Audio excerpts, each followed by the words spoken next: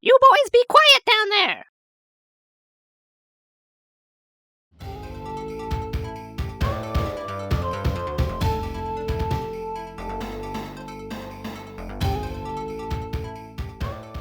In 1989, Capcom released their arcade hit, Final Fight. Now, of course, Final Fight wasn't the first side-scrolling beat-em-up. After all, Renegade and Double Dragon had come before this. But Final Fight achieved a whole new standard in graphics and gameplay that set arcades ablaze. In 1990, Capcom brought their arcade classic to the Super Famicom in Japan. The rest of the world would get it in 1991 and 1992. But as much of a revelation as that home port was, it did leave a bit desired in terms of a two-player mode, music, stages, and animation. This all changed a little later in 1993 if you happen to own a certain little CD-based Mega Drive add-on. Of course, if you wanted something close to arcade perfect, it was all a much different story if you happened to own what many would consider the Neo Geo of Japanese home computer systems in 1992. The very computer system which a lot of Neo Geo art and music was produced on, in fact. But you know what? Let's not even go there. We won't even go into that today. Okay, so what if you didn't own a Mega CD or were still waiting on the Mega CD version of Final Fight to come out, and you had a decent amount of spending money burning a hole in your pocket, but you weren't a wealthy person in Japan shopping for a computer? In 1991, SNK had you, covered. Here are some terms that don't exactly seem to fit with the Neo Geo brand, but NGH-018, Burning Fight, was the poor man's Final Fight. Of course, originally in 1991, it was a $200 plus priced game, but if, like me, you were shopping for a used Neo Geo in 1996, a used copy of Burning Fight would run you about $20 or $30. In fact, Burning Fight was and still is one of the most common cheap used games available on the Neo Geo. Basically, everyone who owned a Neo Geo in the 90s had this game. If you lived in the suburbs, you were issued it. Came in the mail with samples of Tide. I no longer own my original Burning Fight cartridge, but today I'm playing the MVS version of the game.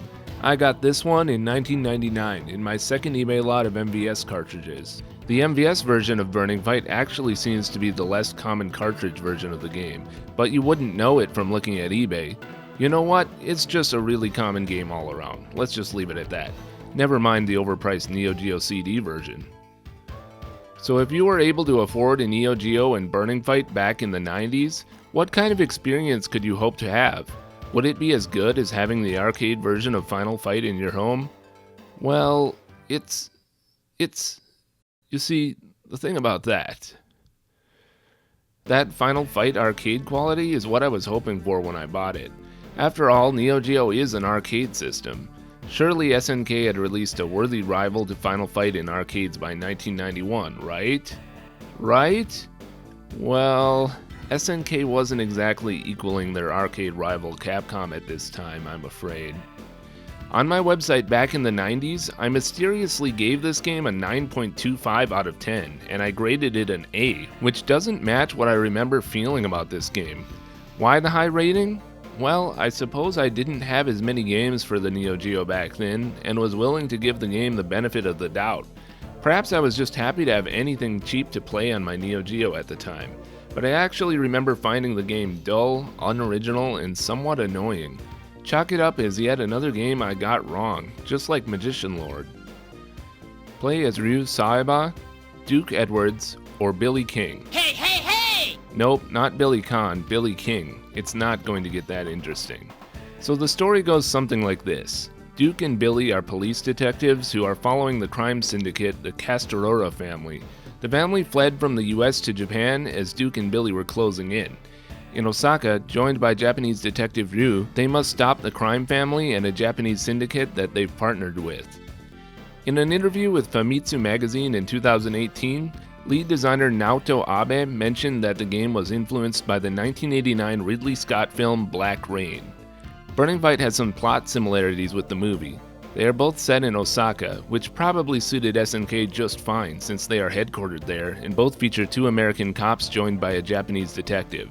Considering what SNK copied from Full Metal Jacket in NAMM 1975, We're lucky nothing was directly copied from the film this time. Press A for a standard punch attack, B to jump, and C is what's called the middle attack. This middle attack is a kick, but it can be slow. Drew, for example, does this little hop kick when pressing C from a standing position. I really have a hard time finding any use for this C button attack, usually opting to just spam punches until the enemy breaks free. Press A and B together for the hyper attack, which is your standard beat 'em up special move, which uses a bit of your life bar. This is useful for getting a pile of enemies off of you, but when you're limited to 4 credits in AES mode, sacrificing some of your life bar is definitely a trade-off. The character Billy does this charge attack for his hyper attack. As in all beat 'em ups, you start in the streets. By the way, I believe that arcade game in the background is meant to be Beast Busters from SNK because of the 3 guns, some similar coloring, and the monstrous faces appearing on the screen. That's a new spelling for Kirin that I've never seen before. And here we have Meiji instead of Meiji. Enemies sometimes scale in from the background, giving you a taste of that most coveted of early 90s effects, scaling, to remind you you're playing an advanced system. Although the scaling really looks smoother in Mutation Nation. Pick up weapons such as bottles and sticks, and break barrels and other objects for items. I do love that once in a while you can pick up a gun that completely blows enemies away, although like all weapons in this game, its use is limited to a very brief amount of time, despite having otherwise unlimited ammo. Along the way, you sometimes enter bonus rooms. I remember seeing this room with the piano in multiple publications back in the day. In still shots, the piano's size made it look graphically impressive, but in magazines you didn't get to see all the different damage levels as you destroyed it, or the piano noise it made as you wailed on it. Nice touch. I also like the bright colors around the edges that make it look shiny. When you finish off the piano, you get a nice bonus that refills all of your life. Too bad not all bonus rooms in the game give you that. It would really be nice to have in the later stages. Take that, you China Hutch. This is what I think of you. Damn copy machine.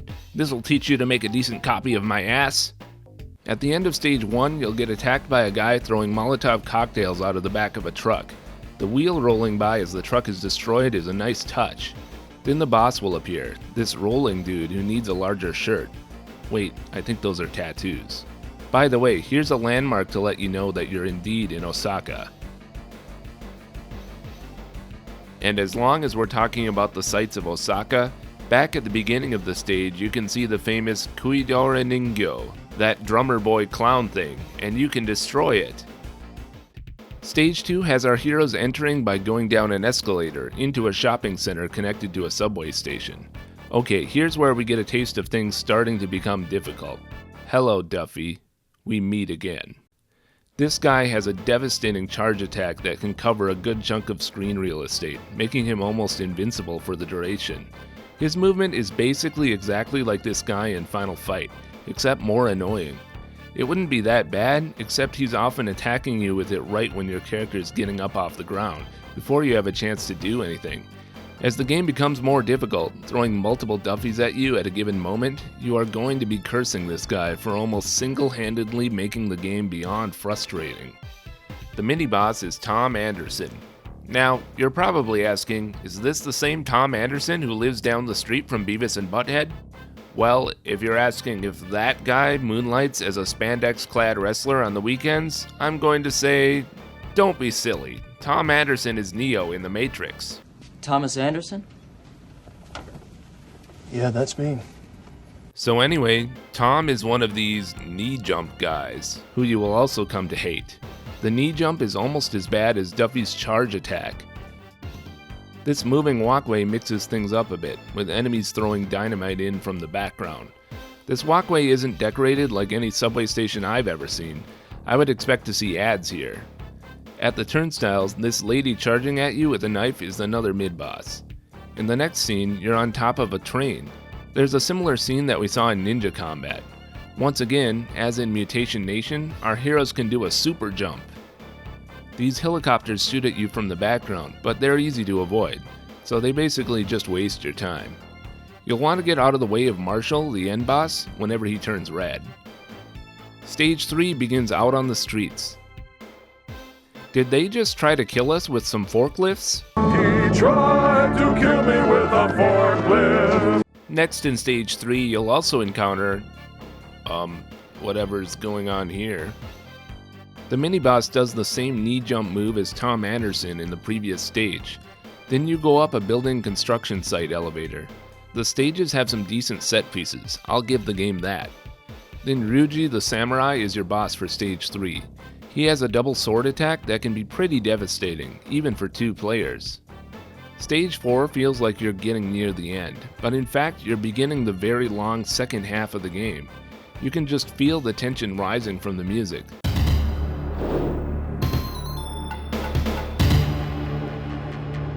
That intro still sends a cold shiver down my spine. I always thought that the BMW parked outside was your police car. This stage consists of one long scene taking you through a warehouse and then a port. If you're playing the AES version, this is where things really start to get tough. It's asking a lot to get through this with only 4 credits. Look out for these steel planks dropping from the ceiling. It's usually best to just keep moving here, although they can be more trouble with 2 players. The helicopters are also back for more here. Disappointingly, the boss is just Marshall from stage 2 again, although this time instead of getting away at the end, he falls over and kicks the bucket. Stage 5 is the final stage. The whole thing takes place on the boss's boat. As you probably could have guessed, it's a long one. I remember being able to beat this game in AES mode back in the day by switching to controller 2 when I ran out of continues for player 1. You're going to refight most of the bosses here, and deal with multiple Duffies pummeling you into the ground. You're also going to have to watch your characters slowly march up these stairs a couple of times between scenes. I think it's funny that they bothered to animate the characters walking up the stairs. I suppose it's a nice detail, but the animation is so stiff and awkward. After about 10 minutes of playing this stage, you'll finally reach the boss, who, although he can shoot bullets from his cane, isn't too bad as long as you keep spamming punches. He really wouldn't be bad at all if not for his henchmen harassing you during the fight. The entire game will run you about 45 minutes to complete. The ending credits feature still shots of the game that use the Neo Geo's impressive scaling feature to reduce in size. Naoto Abe was the lead designer, and he still works at SNK to this day. The other staff aliases aren't familiar to me other than the boss man Eikichi Kawasaki. Maybe no one else wanted their name on this. In other trivia, the character Duke Edwards from Burning Fight would later appear as Raymond's another striker in the King of Fighters 2000. I just love the more obscure SNK references in that game. He also appears in one of the backgrounds in KOF 2002. As in other early Neo Geo SNK games, the music has its moments, but it's definitely nothing special. I still remember the music from when I was a kid, but not fondly. The best part of most of the stage BGMs is the intro, featuring sampled percussion.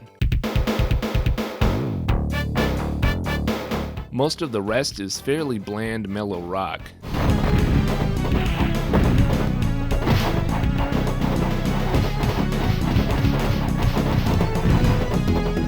Definitely background music. Stage 2 probably has the catchiest mellow rock theme.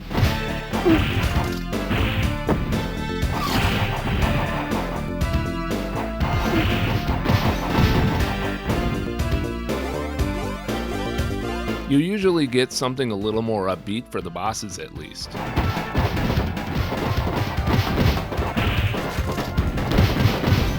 There are several different boss themes in the game, and they might be the best part of the soundtrack.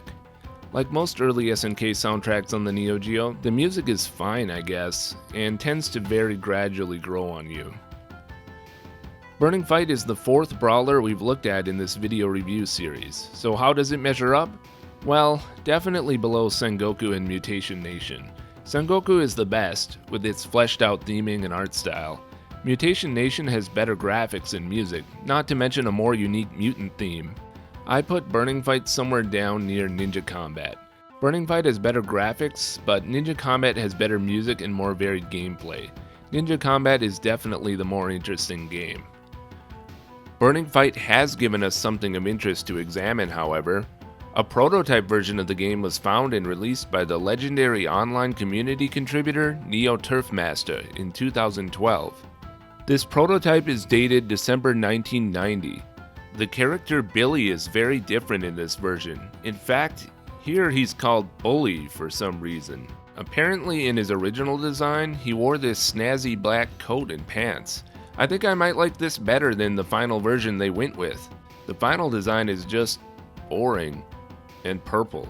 You can see a screenshot featuring this prototype version of Billy in this Neo Geo article in the December 1991 issue of Game Informer magazine. The game is decidedly more difficult here in the prototype than in the final game. The collision isn't as good, making it harder to hit enemies. This issue, along with the different sound effects for hitting the enemies, make it less fun to play. In Stage 2 of the prototype, Tom Anderson actually goes off-screen while entering the playfield, which just looks strange. The train scene in Stage 2 features the Stage 4 theme from the final game for some reason, and it feels out of place here.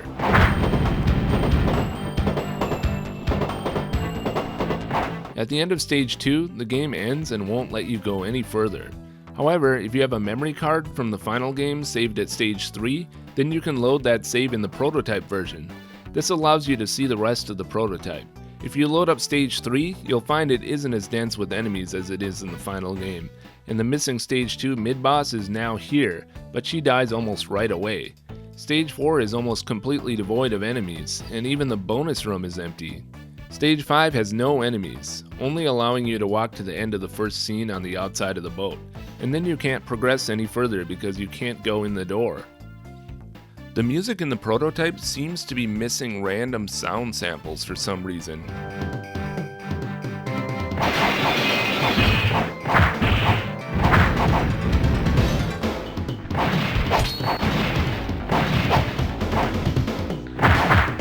I noticed that the final game contains 16 megabits of VROM, which the Neo Geo uses for its sound sample data, but the prototype that's available publicly only has 12 megabits.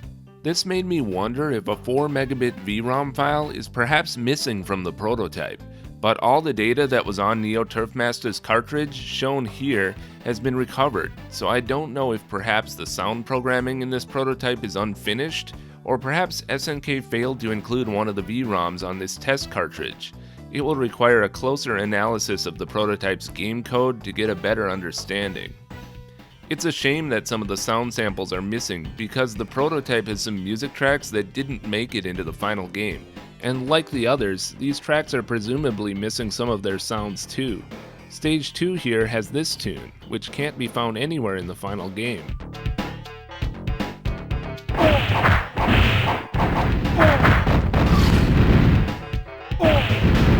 I tried looking for this track in the jukebox player for the final game and couldn't find it anywhere. This track is used in many scenes of the prototype version, like a placeholder. It's the same deal with Stage 3, also featuring a unique song, which isn't in the final game. There's also a mid-boss theme that's not in the final game. Somehow the unused tracks are generally even worse than the tracks that made it into the final game, but I'm still glad they saw the light of day, rather than going left unheard. It's a shame if it's true that these lost tracks aren't intact with all of their sound samples. NeoTurfMasta has another prototype of this game dated February 1991, and it's very close to the final version, so in 2 months, SNK must have done a ton of work on it. Given all the differences, the prototype version definitely gives some very interesting insight into the development of this game, and is therefore worth a look. These prototypes are a great contribution to our ever-growing knowledge of Neo Geo history, so thank you for sharing this one, NeoTurfMasta. Burning Fight was released in 1994 for the Neo Geo CD, although it's hard to imagine someone buying a Neo Geo CD system and being in a hurry to buy this game, but SNK released a CD version of just about everything back then, so whatever. You get the whole game here with no compromises. It loads up in about 60 seconds on a single-speed top-loader system and never has to load again. As usual for a game of this vintage, there is no arranged soundtrack, just the cartridge music on CD. As in Sengoku, they've hidden most of the music access times well. CD music tracks begin while the bonus rooms are fading in. but there are still some spots where the game freezes before a boss.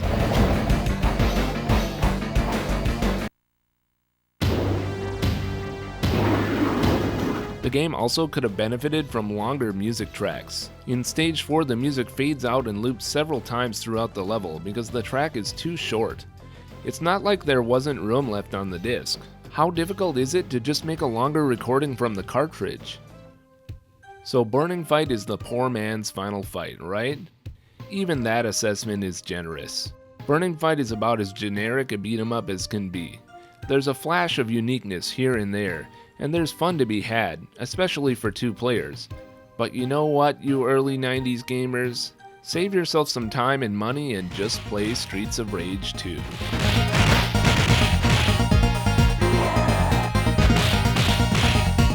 Thank you for watching another episode of Neo Alex Neo Geo Reviews.